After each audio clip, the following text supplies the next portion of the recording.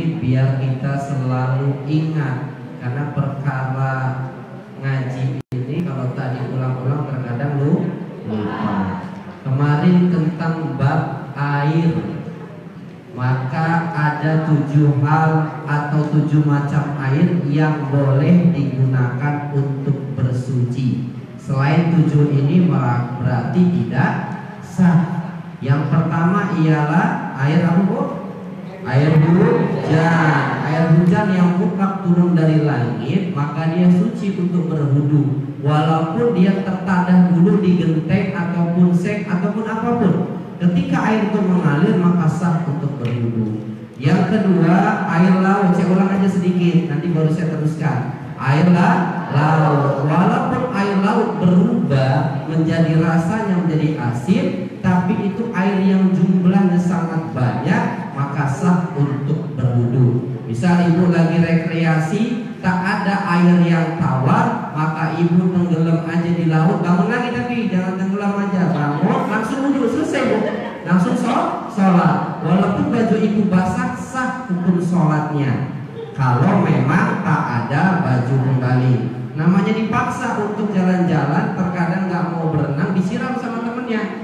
Gara-gara nggak pakai bawa baju salin, jadi nggak sholat. Nauzubillah, summa nauzubillah jadi. Jadi jangan gara-gara jalan-jalan kita tak sholat. Ini yang jadi masalah. Sholat dalam keadaan basah sah. Yang penting kita sudah bersuci. Yang ketiga, air sungai, air yang mengalir. Walaupun ada sesuatu yang terkadang kita lihat baik kuning, hijau dan selainnya, maka hukumnya sah karena air itu mengalir. Yang keempat, air sumur. Air sumur maka sah untuk bersuci. Yang kelima, air sumber atau mata air. Kayak jarang sekarang kalau ditemukan mata air sudah dibor ya. Makanya air bor. Yang keenam, air es. Yang ketujuh, air embun. Ketujuh, air yang boleh digunakan untuk bersuci mutlak bisa digunakan menghilangkan hadas besar dan hadas kecil.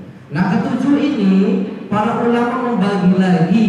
Kemudian air-air tersebut dibagi menjadi 4. Nanti kita tanya jawab saja lebih enak. Yang pertama, air mutlak. Apa air mutlak?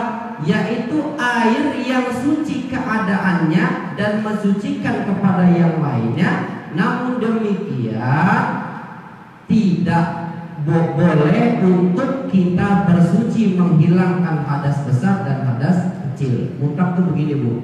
Ibu nyiapin air nanti malam mau sholat tahajud. Takut-takut ke belakang, jadi air itu disiapkan di kamar. Ya, kalau di kamarnya ada kamar mandi, kan tak semua ada kamar mandi. Ibu siapkan, ya air mutlak. Jumlahnya banyak, yakin tidak tersentuh atau menjadi air mustakmal. Maka itu dikatakan air mutlak yang ibu yakin air itu tidak terkena najis. Itu dikatakan air mutlak. Jauh darinya adanya koin atau ikatan yang tetap, maka tidak akan berakibat bahaya adanya, mohon maaf, hal-hal yang dapat merubah dari kadar air tersebut. Yang pertama, air mutlak. Yang kedua, yaitu air yang suci dan mensucikan. Air yang suci dan mensucikan ini air yang benar-benar boleh dipakai untuk menghilangkan hadas besar dan hadas kecil. Saya percepat dulu, nanti kita baru tanya jawab ya, Bu ya. Yaitu yang dipanaskan, air makruh. Ketika kita punya air suci mensucikan, yang terkadang kita punya, mohon maaf, namanya tower. Tower itu rata-rata biasanya ditaruhnya di luar, Bu. Maka ketika kena sinar matahari, air itu ketika kita buka kerannya berubah menjadi air yang hangat ataupun panas. Itu sah untuk berwudu, cuman hukumnya makruh. Makruh itu boleh, tetapi makruh itu tunggu dulu air itu kita buka dulu, tunggu agak adem. Kalau langsung makruh, karena dia baru berubah. Berubah apa? Dari tadinya dingin berubah menjadi hangat. Tapi hukumnya tetap sah, Bu ya, karena dia mengalir dalam jumlah banyak. yaitu air yang dipanaskan dengan sinar matahari. Menurut pandangan syara ataupun syariat, air yang dipanaskan dengan sinar matahari dalam tempat selain yang terdiri dari emas dan perak, maka hukumnya makruh. Selanjutnya, apabila air yang panas tersebut menjadi dingin lagi, maka hukumnya tidak makruh. Nah ini, jadi air itu nunggu dingin kembali. Itu cepat sih bu, jadi buka kerannya, ditadahin aja dia dingin lagi. Cuma karena dia sudah terlalu lama ngendap, pas kita buka langsung panas, agak hangat-hangat, tapi hukumnya makruh. Yang ketiga, air yang tidak dapat mensucikan kepada lainnya, yaitu air yang mustakmal. Ini yang harus diperhatikan ibu. Yang ketiga jenis air ialah air suci namun tak dapat mensucikan, atau nama lain ialah air mustakmal. Ya, ini air yang sudah pernah terpakai untuk menghilangkan hadas ataupun kotoran ataupun najis. Jika memang air itu tadi berubah atau tidak bertambah dari asal mulanya sesudah diperkirakan, maka air tersebut tidak boleh dipakai. Contoh, ibu wudhu ditadahin banyunya itu karena lagi musim kemarau, dipakai maning buat wudhu, maka tak sah. Air itu suci bu, tapi tidak mensucikan, dikarenakan air situ sudah bekas bersuci. Ya, paham ya? Dan yang keempat, kalau saya jelaskan aku terlalu panjang. Yang keempat ialah air najis, yaitu air suci yang terkena najis yang tidak diampun. Air najis itu terbagi menjadi dua, yaitu air yang sedikit kurang dari 2 kulah yang terkena najis, baik ia berubah ataupun tidak. Jadi yang bisa merubah air itu yang pertama bu, bau. Air itu kan sifatnya tawar bu. Ketika terkena najis, contoh ibu sudah nadain air buat nanti malam berwudu, tiba-tiba pas mau dipakai subuh, airnya berubah menjadi bau, kena bangkai tikus. Berubah nggak bu? Maka air itu tak boleh lagi untuk bersuci, karena najisnya tak dapat dimaaf. Tapi kalau sekedar nyamuk, kecoa, nggak jadi masalah, bisa dibuang. Tapi kalau sudah bangkai tikus, dia berubah. Jadi yang bisa merubah itu ialah bau. Terus berubah warna, rasanya pun berubah. Nah maka air tersebut tidak boleh lagi untuk bersuci. Paham ibu ya? Jadi kita jangan sampai ketika kita beribadah kita salah menggunakan air Islam. Yang penting mah ana baik. Jangan bu, nantinya sia-sia ibadah kita, karena hal tersebut tidak bisa dibenarkan dalam hukum syara kecuali dalam keadaan darurat. Misal pemerintah di sini sudah mengumumkan ibu-ibu dikarenakan sedang musim kemarau, maka ngirit-ngiritlah memakai air. Habis wudhu dikumpulin lagi nih air bu, jangan dibuang, kumpulin lagi jadi satu air mustakmal, maka boleh digunakan lagi untuk berwudhu karena jumlahnya banyak, karena darurat. Paham? Jadi keempat poin ini yang dapat saya sampaikan agar kita benar-benar mampu memilih dan memilah yang mana air yang suci mensucikan, yang mana yang air mustakmal yaitu air suci namun tidak mensucikan, yang mana air yang najis suci tapi terkena najis. Yang keempat tadi apa? Pertama air mutlak, kedua air suci mensucikan, ketiga air suci namun tak boleh untuk bersuci kembali, yaitu namanya air mustakmal. Yang keempat air suci namun terkontaminasi dengan najis. Jadi yang boleh dipakai cuma dua, air suci mensucikan, air mutlak. Ketiga keempatnya tak boleh untuk bersuci walaupun tadi bilangnya air suci, karena sudah terkontaminasi dengan najis. Wallahu a'lam bishawab. Silakan, saya lebih senang tanya jawab, lebih panjang waktunya. Ini seputar fikih. Silakan ibu-ibu yang mau bertanya. Ya. Ini Pak, kalau masalah ngambil wudhu sama air Pak ya. Ya. ember. Nah kan kalau kecipratan dari sini tuh masih sah air yang diambil. Kalau memang kita tidak bisa lagi untuk mencari air yang benar-benar mengalir. Kalau sekarang kan sudah canggih semuanya keran. Ini pertanyaan ibu mewakili bila mana keadaan kita tidak ada air keran yang mengalir, biasanya pakai ciduk ataupun gayung. Maka kita yakinkan dulu air itu tidak terciprat. Ketika ibu berwudu itu terciprat dan ibu yakin cuma keciprat sedikit, jumlahnya banyak, maka tetap sah air tersebut karena jumlahnya lebih dari 2 kula. Kalau lebih dari 2 kula maka air tak masalah. Tapi yang jadi masalah kalau airnya cuma 1 ember, maka ibu taruh di posisi yang paling atas. Jangan naruh di bawah, karena naruh di bawah ngambil ciduk baliklah lagi. Kita harus benar-benar, andaikan sudah benar-benar hati lagi terciprat, maka diampun bu kesalahannya. Karena agak sulit untuk menghindarkan cipratan ketika kita sedang berwudu. Namanya berwudu ada pergerakan. Kalau mengalir mau keciprat mau gimana sah, karena dia air terus mengalir. Jadi mana ini pakai gayung. Maka ketika ibu ngambil, misal air di sini, air sucinya, mengambil agak jauh, biar tidak terjadi mustakmal. Kayak saya jelaskan kemarin dari praktek wudu. Orang yang tangan air sudah suci pun, ketika kita membasuh muka, tangan balik lagi, basuh lagi, mustakmal.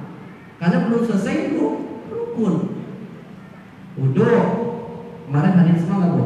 Ada yang nggak hadir. Nah ini saya ulang biar paham. Yang kemarin nggak hadir.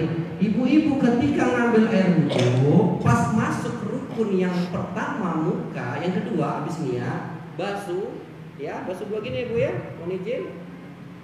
Baru segini ibu balik lagi, gini lagi, maka terjadi mustakmal, tak sah. Maka yang benar air tadahin, selesaikan dulu rukunnya. Batas muka kan dari sini sampai ujung tengah sini telinga. Kalau kita cuma sini aja ini tak kena, maka tak sah karena mukanya tak terbasuh. Makanya benar-benar jilbabnya ini harus dibuka biar semuanya terkena. Kalau memang itu tak bercampur tempat wudunya antara laki-laki dan perempuan. Tapi alhamdulillah majlis mushola sekarang biasa sudah dipisah bu, perempuan ya perempuan, laki-laki ya laki. Jadi harus benar-benar wudunya sempurna benar. Jangan sampai mang ragu-ragu sholatnya juga cuma bu sia-sia karena wudunya salah. Sudah paham, kita perbaiki wudu, insya Allah doa apapun mustajab bu, karena wudu kita sudah sempurna. Jadi air nih wudu bu, langsung selesaikan dulu. Jangan gini, lepas mengambil air begini lagi nih. Itu namanya mustakmal.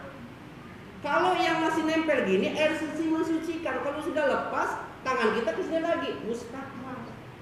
Paham ya? Jadinya batal wudu kita. Makanya Imam Syafi'i nyuruh kita 3 kali. Takut-takut yang pertama terjadi mustakmal, maka kita ulangi menjadi 3 kali. Paham Bu? Yang kemarin tidak hadir. Kalau ini kan bisa melihat semua. Kemarin mungkin ada di luar bingung ya. Jadi 3 kali. Itu namanya mustakmal. Silakan.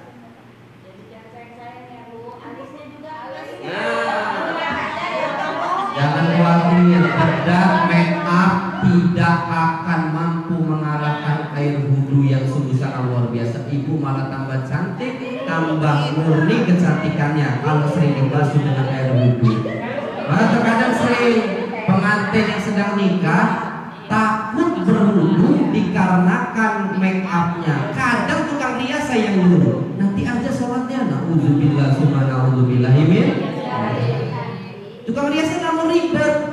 Ketika mau sholat nanti aja kalau bisa. Nggak boleh dijamah, nggak boleh digosok. Orang tidak mudah, tidak ada ruksanya kita orang di situ. Waktunya sholat ya sholat. Setelah dikit nggak apa-apa. Tapi jangan sampai juga nggak sholat, asar nggak sholat nanti sholat isya. Cuman karena nikahan atut hilang bedah. Jadi jangan sampai bu ya. Jadi jangan sampai kecantikan kita mengalahkan cantiknya air wudu yang akan menerangi menjadi cahaya di alam barzah nanti. Amin. Ya Allah. Silakan. Ya. Ya, silakan Bu. Saya kan di rumah itu kan yang ada air ngalir kan cuma di kamar mandi. Ya. Nah, selain dari itu kan nggak ada. Jadi katanya nggak sah gitu karena itu WC. Dalam fikih ada namanya rukhsah, yaitu kemudahan atau keringanan dalam kita bab toharoh atau bersuci. Ingat, di WC itu hukumnya makruh, bukan tak sah ataupun batal wudunya. Dikarenakan di WC itu ada sesuatu yang kurang pas kalau untuk kita bersuci. Takut-takut lisan kita mengucapkan kalimat-kalimat thayyibah, mengucapkan hal-hal yang mulia, tapi kita ucapkan di dalam WC. Hukum-hukumnya tetap sama, tapi niatnya dilapatkan di dalam hati, jangan dikeluarkan. Sir saja di dalam hati. Nawaitu wudu, ini contohnya. Dalam hati saja, ketika akan membasuh muka, barang ini apa? Niat dalam hati, jangan dipasang di luar. Kalau memang tempat itu darurat. Makanya ada yang WC dengan kamar mandi dipisah. Cuman kebanyakan mempermudah untuk ini jadikan satu, ya kan? Karena ribet mau dipisah-pisah, mungkin tangannya kurang lebar atau gimana, maka dijadikan satu. Hukum wudunya sama. Tapi kalau memang Abdul benar ada kamar mandi di belakang, ya dia wudunya di belakang saja. Nah, kalau cuma satu berarti kan rukhsah, ada darurat, maka diperbolehkan. Jangan gara-gara bingung mau wudu mau bawa keluar, jangan mempersulit. Ibadah ini dipermudah sama Allah. Selagi kita mau berpikir, maka ibadah itu nikmat. Dalam perjalanan safar apapun, jangan pernah tinggalkan perkara sholat. Ini jadi masalah gara-gara pakaian lah, beginilah, begitulah. Akhirnya pakai akal-akalan, kitanya banyak nakal. Ya, Bu, silakan. Oh, udah diwakil sama. Oh iya. Ya. Gantian ya Bu ya. Silakan. Kak, katanya tadi air dari keran panas nggak boleh. Karena kan pakai water pemanas air. Oh iya, baik. Baik, kalau di garis bawahi, hukum makruh ini bukan hukum membatalkan. Makruh itu kurang baik. Jadi gini, bagus mana, afdol mana ketika kita mohon maaf mandi junub. Ya, mandi junub dengan air hangat atau air dingin. Itu kan masalah bagus ataupun afdol. Afdol dan biasa. Nah, ketika kita pakai air hangat biasanya malam hari, karena hukum nih Bu harus diperjelaskan, bukan masalah jorok ataupun tidak, hukum fikihnya harus jelas. Jadi ketika itu maka air yang paling suci mensucikan maka air dingin. Terkadang kita kan takut Mak, apalagi kalau udah di atas 60 umurnya, pengennya harus direbus dulu airnya, katanya biar seger. Padahal mandi air dingin itu lebih menyehatkan. Maka ibu-ibu kalau mau terhindar dari penyakit stroke, darah tinggi, mandilah sepertiga malam, yaitu antara jam 2 jam 3. Kalau mau mandi terhindar penyakit. Jadi maksudnya pakai water pump itu pemanas, hukumnya makruh Mak. Tapi kalau memang kondisi badan kita tak bisa terkena air yang dingin, maka sah hukumnya. Bukan sampai membatalkan hukum. Kan ada kondisi badan beda-beda Mak. Iya. Ada kena dingin langsung menggigil. Nah, tapi memang harus direbus dulu. Hukumnya sah tapi makruh. Makruh itu perbuatan bila mana ditinggalkan mendapat pahala, seperti makan jengkol, makan pete. Enak kan Bu? Enak. Jadi lapar kan? Iya. Jadi kalau kita makan, kita nggak dosa, tapi tak mendapatkan kesunahan. Kalau kita tinggalkan, kita mendapat kesunahan, mendapatkan pahala. Ya kalau mau makan ya terserah Bu, enak. Tapi pas mau berangkat pengajian, ke masjid sikat gigi dulu, biar tidak mendapatkan hal-hal yang kadang kurang enak. Jelas ya Maya? Terima kasih Mak. Ya Mbak. Kan mau nanya ya, kan kalau orang sudah meninggal gitu, mayat lah ibaratnya. Jenazah itu udah dimandiin, udah diwudu, udah dikafan, udah itu seandainya suami istri itu si suaminya yang meninggal, istrinya menyium terakhir gitu, itu batal nggak wudunya itu memang Pak Ustaz? Baik. Sukanya kan gitu tuh udah dikafan. Itu yang sering kita dengar ya.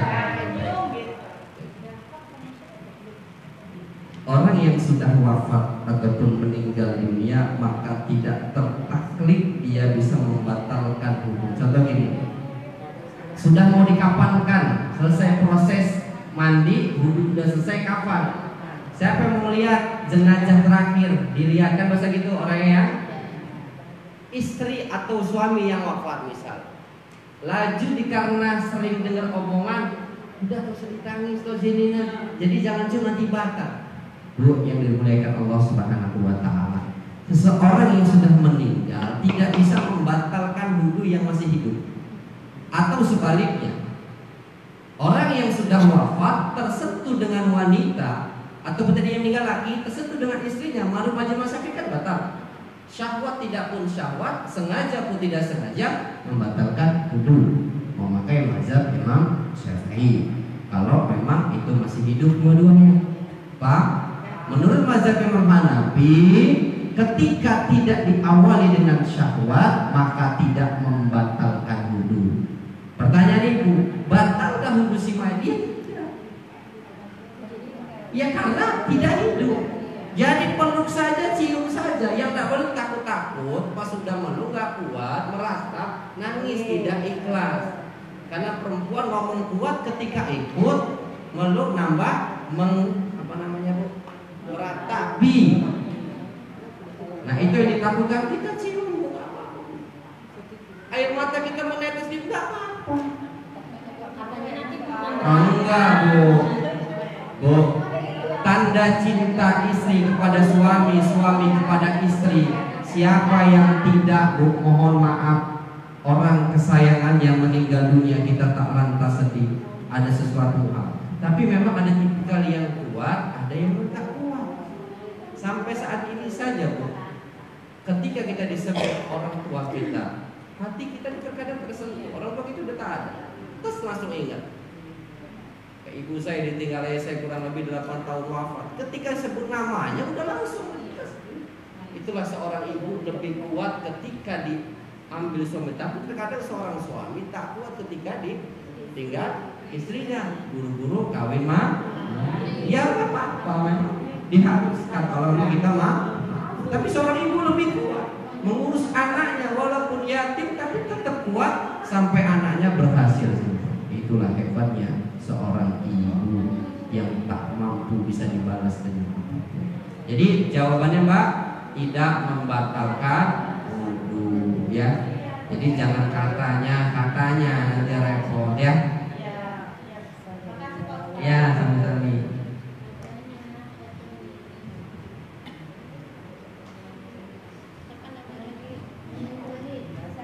Ya Bu, Tadi itu kan mengenai sudah dibutuhkan ya. Kalau pertanyaan saya, anak suami boleh nggak sih masuk ke dalam untuk memandikan?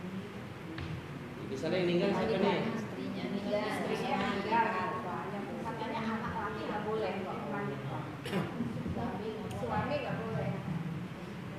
Baik, aurat tuh bagi ibu-ibu, misal ada seorang ibu meninggal dunia, anak-anaknya ini banyak yang lelaki, apakah boleh memandikan jenazah ibunya?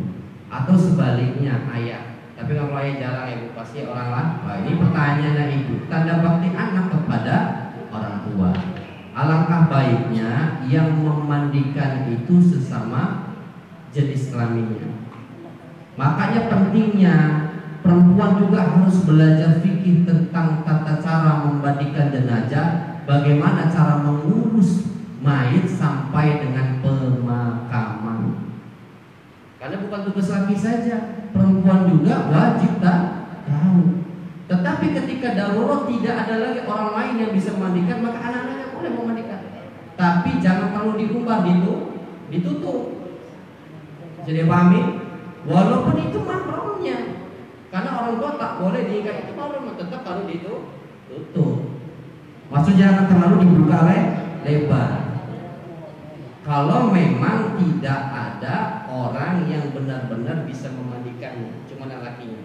Anak laki-lakinya itu lebih afdolah menjadi imam dalam sholat jenazahnya, mengimaminya. perempuan yang ngurus ya perempuan. Kita sebagai anak laki-lakinya ngatur aja. Tapi kalau memang ayahnya ini enggak, anak laki harus terjun semua. Kalau bisa jangan ditaruh di apa namanya bu? Orang Jawa itu bilang gedebok. Punya aku kasihan. Makanya butuh anak laki-laki untuk mengapak menggendong. Misalnya anak lakinya 3, jangan ditaruh di gedebok ataupun katil lah ya kalau kita bilang ya. Kendaraan paling mewah sepanjang zaman udah bermacet nganterin orang ke lihat kendaraan kaki. Jadi seperti itu ya Pak ya. Boleh mama kalau mau masuk ke dalam kubur namanya. Memang harus yang nasabnya. Orang yang meninggal itu melihat tuh. Ketika sudah berpisah dari jasad, dia melihat, oh anak saya yang menyolatkan, anak saya mendoakan. Ketika 7 langkah meninggalkan, baru antara dia dengan malaikat mungkar dan nakir.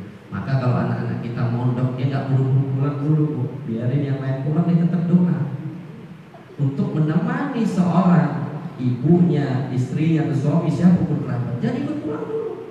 Makanya perempuan tak diafdolkan pergi ke makam, karena takut hal lain tidak diinginkan lagi, malah banyak mudorot. Tetapi ini bukan sampai haram. Yang penting menutup aurat dengan sempurna.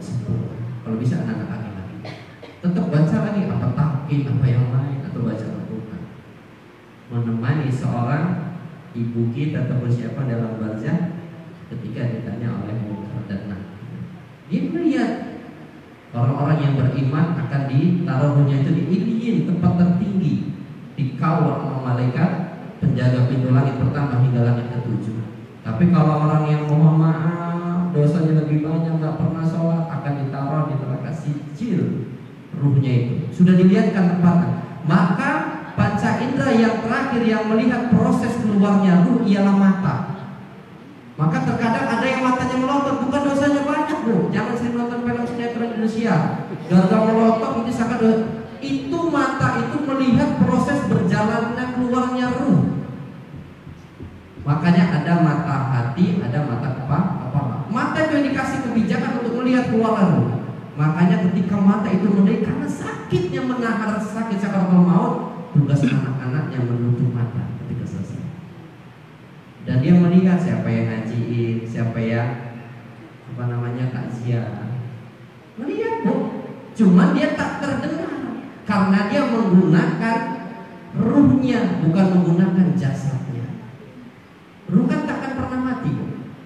Jasad yang mati nanti akan dibangkitkan, yang tak pernah hancur di alam barzah nanti tulang ekor. Kalau semua jasad kita hancur, tulang ekor nanti itu akan dibangkitkan nanti di padang mahsyar. Maka sombong apa kita mau membanggakan karena akan hancur dimakan oleh cacing, oleh belatung dan segala macam. Daripada itu bekal kematian kudu disiapkan sekarang. Urusan dunia bu, urusan dunia itu secukupnya aja. Ya cukup beli mobil, cukup beli rumah, cukup soalnya bisa cukup, jangan sampai lebih. Lebih itu kan terkadang gaya hidup kita. Kalau cukup itu kebutuhan kita. Cocok ya bu ya. Kalau kita pengen itu biasanya keinginan bu. Tapi kalau kebutuhan bisa sesuai. Makanya kebutuhan kan 1 piring aja cukup buat kita. Kalau itu sampai 4 piring kondangan semua diambil, nggak dimakan, mubazir nggak bu? Mubazir. Memang lihat hidangan di hotel mewah, semua mau kita ambil. Padahal yang kita butuhkan cuma sedikit. Maka makanlah kebutuhan dunia secukupnya. Konteks cukup di sini bukan berarti kita tak boleh menjadi orang yang kaya. Wajib hukumnya biar kita tangan di atas lebih baik ketimbang tangan di bawah. Pada itu pada lain. Iya. Ini masalah kita kalau sudah menikah, tapi waktu menikah kita nggak tahu orang tua kita itu punya utang apa enggak, ya. Terus dia nggak ada kita misalnya tak punya pendidikan, jadi kita tuh niatin kita masukin ke infak itu, tapi niat kita membayar utang seorang tua itu bisa gimana kan? Pak? Ya, kasih Mbak ya. Pertanyaan.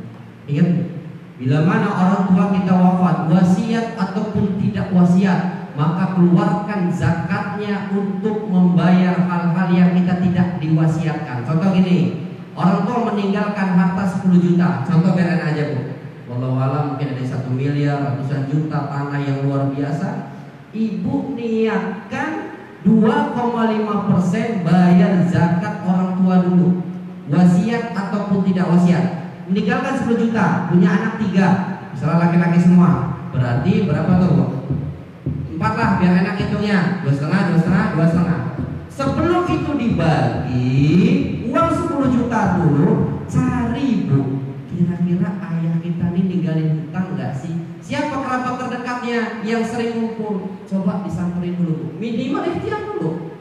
Pak Bu, pernah nggak ayah saya pinjam duit? Pernah nggak ada nazar? Pernah nggak ada janji? Sudah kita ikhtiar, sebulan tak kunjung tertemu dan sangkutan, baru ibu niatkan sodako atas nama bayar hutang orang tua yang kita tidak tahu kepada siapa yang dihutangi atau menghutanginya. Paham Bu? Tapi niat awal ikhtiar dulu, cari dulu. Contoh saya Bu, ayah saya kan tukang parkir kurang lebih 15 tahun saya juga ngikut jadi tukang parkir. Saya temuin kerabat ketakutan utang kopi, utang jaya apa, saya samperin semua. Kalau sudah ada ijab kabul itu, sudah Ustaz, sudah saya lunasin semua, dan malah banyak harta bapakmu yang diberikan ke kami. Kita lega Bu, karena memang berat ketika meninggalkan hutang atau ketika wafat meninggalkan hutang, tugas ahli warisnya untuk membayarkannya. Jangan kabur-kaburan. Utang emas tahun lalu kalau kita kiaskan emas sekarang memang gede Bu, tapi harus bayar emas. Tahun lalu mungkin harga emas sekian rupiah Bu, bayarnya duit dia biasa. Harus bayar emas juga. Ada kan repot gila ditagih, itu urusan bapak saya. Alhamdulillah, subhanallah. Ada itikad baik, insya Allah ada rezeki. Makanya tugas penyolat jenazah ketika selesai disolatkan, sebelum disolatkan, apakah jenazah ini baik? Bisa ada hutang, nanti diserahkan atau diurus oleh ahli waris. Andaikan tak bisa dilunaskan, ya di dalam konteks urusan musyawarah keluarga, wasiat ataupun tidak wasiat. Maka ketika ada harta orang tua, baik itu suami atau siapapun, kita sebagai ahli warisnya berikan dulu 2,5% dulu atas nama orang tua yang wafat. Sudah ikhtiar tak ada yang maka silkokan atau bayarkan dengan cara atas nama orang tua tadi. Jelas ya Ben?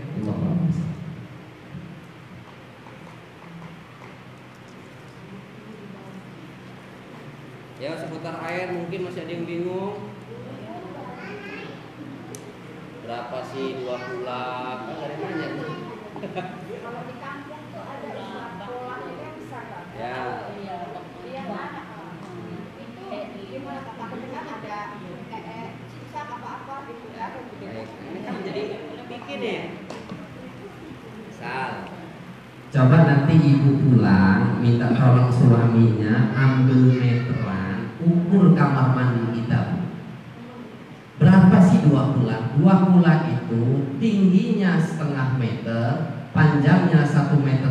Jadi kurang lebih 2 meter. Paham? Kelilingnya 2 meter. Itu yang namanya 2 pula. Bila mana air itu 2 pula, mau ibu popok, mau ibu tenggelam di air itu sah. Gak perlu pakai gayung, karena airnya 2 pula. Paham? Tingginya 0,5 meter, panjangnya 1,5 meter. Jadi kurang lebih kelilingnya 2 meter. Maka daripada itu jangan perkiraan, ulang nanti suruh suami ukur pakai meteran. Kalau tidak sampai berarti kita tak boleh duduk pakai air itu. Paham? Kalau mau ambil air itu boleh, yang penting isi dulu, nanti pisahkan, takut terjadi mustakmal. Paham Bu? Ya? Jadi misalnya kita mau mandi wajib malam, misal nggak ada air lagi, cuma air itu pisahkan air tersebut, taruh di ember, 1 ember cukup, 1 ember cat itu cukup buat mandi wajib, asalkan tahu caranya. Terkadang kita udah habis air 1 gentong, nggak niat-niat, nggak tahu caranya, maka latasimu tak sah mandinya. Awal dari kesalahan kita selalu junub, karena mandi junublah terkadang tak Tadi harus ditanya, apalagi perempuan banyak fikihnya. Ada mandi lada, gitu ya. Terus ada mandi haid, ada mandi junub, apalagi Bu. Perempuan ini lebih banyak Bu seputar fikihnya. Maka sebagai seorang suami kudu belajar juga fikih wanita. Terkadang wanita bertanya, kita nggak mudeng, soalnya nggak dialami oleh laki-laki. Ada mandi nifas, ya kan Bu? Mandi wilada itu mandi habis melahirkan. Itu mandi dulu walaupun belum sah untuk sholat. Ada mandi haid, banyak. Kalau kita tak tahu repot. Tapi tidak boleh instan juga Bu. Semua mau ditelan belajar ini sakit kepala Bu. Sampai rumah hilang semua, apa yang disampaikan. Maka penting bawa buku sama pena kalau mau ngaji. Kalau memang nggak mau nulis ya direkam dia. Makanya alhamdulillah saya bawa adik saya ini, terkadang kita lupa. Jadi kan kopiannya bisa di-share kembali. Kadang saya kirim ke ibu ketua. Ya kalau ada kuota bisa lihat. Kalau nggak ada kuota ini jadi masalah ya Bu ya. Muter-muter aja buffering nanti. Itu menjadi amal jariah. Takut-takut lupa apa yang di sana. Ya. Untuk yang wanita yang berhalangan itu boleh masuk ke masjid mengaji dengan dibukakan dengan temannya atau gimana Pak Ustaz? Baik, inilah keijtihad atau kehati-hatian imam kita ini. Bila mana ibu sudah hakul yakin tidak akan mohon cakapnya kurang baik menetes, maka ibu silakan boleh masuk masjid dengan niat thalabul ilmi. Karena kalau libur nanti materinya tertinggal Bu. Karena nggak mungkin ngajinya diliburkan karena mohon maaf ibu sedang datang Pak. Tapi kalau ibu kehati-hatian tadi ragu-ragu, maka ibu boleh di pelataran masjid. Jangan di tempat main hall-nya ataupun tempat utamanya sholat. Nah itu kembali lagi ke ibu-ibu yang lebih tahu kondisinya ibu-ibu. Jadi pahami ya Mak ya. Dalam hal kita belajar Al-Quran pun, ketika kita sudah semangat belajar, lagi masuk bab tajwid tentang ikhfa misalnya, datang tamu nih, lantas kita tak ngaji, nanya ke kawan belum tentu bisa menjelaskan, akhirnya tertinggal pelajaran. Terkadang pematerinya gak diulang kembali, kan sayang Bu. Maka pada saat itu ibu niatnya belajar, bukan niat untuk membaca. Syah Bu. Boleh. Jadi jangan jadi patokan ibu-ibu yang sering datang bulan yang belum menghafaz, mohon maaf, jangan menjadikan itu menjadi janggalan buat kita untuk menuntut ilmu. Tetapi bila mana ibu-ibu ragu-ragu, cukup di halaman masjid. Aku bilang lagi kembali kepada ibu-ibunya. Hindarkan pegang mushaf Quran. Nah, hindarkan ya pegang mushaf Quran. Tapi kalau membaca tidak apa-apa Pak Ustaz. Kalau dalam posisi belajar tadi boleh. Ya tidak boleh tuh megang mushafnya. Tapi kalau megang HP nggak jadi masalah. Karena lagi belajar. Jadi kita minta tolong bantu. Ya, kita ngeliat. Boleh Bu. Karena kita sedih belajar itu. Tapi di rumah nanti jangan niat untuk membaca ya. Nanti buka Quran lagi biar gak lupa. Nah, tidak boleh. Ya, jadi ketika kita sedang halangan, ini contoh Al-Quran ya Mak. Kita baca nih kalau belajar dulu, tidak boleh. Karena ini ialah yang suci ya. Jadi kan kita belajar ngaji ya Pak. Ya. Saya inilah ngaji gitu karena itu belajar ngaji. Ya pasti kan saya ini bawa Al-Quran kan di rumah sampai itu baca. Baik, benar. Jadi gini Bu, untuk kita memuliakan Al-Quran tadi Bu, untuk memuliakan maka jangan dipegang mushafnya dengan tangan kita langsung, paham? Paham? Di sini itikad kita untuk belajar tapi tidak untuk membaca.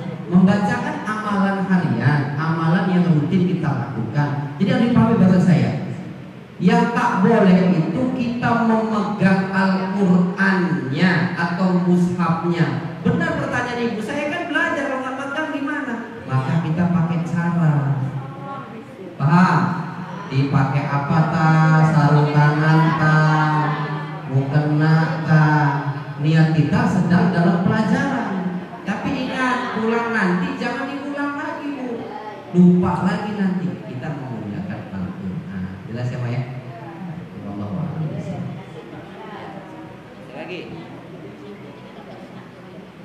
Iya, tangan kita Bunda. Kayak contoh ibu bersih-bersih nih, kan sering nih.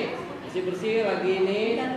Kita dalam keadaan tahu dulu nih, ada Al-Quran. Ibu cari dulu kain ke apa langsung pegang singkirin. Jangan malah terus dulu lah, terus aja tahu. Terus gitu. Cari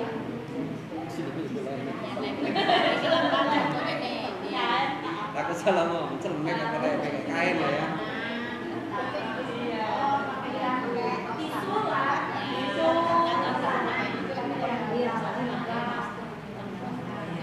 Ada lagi, jelas ya?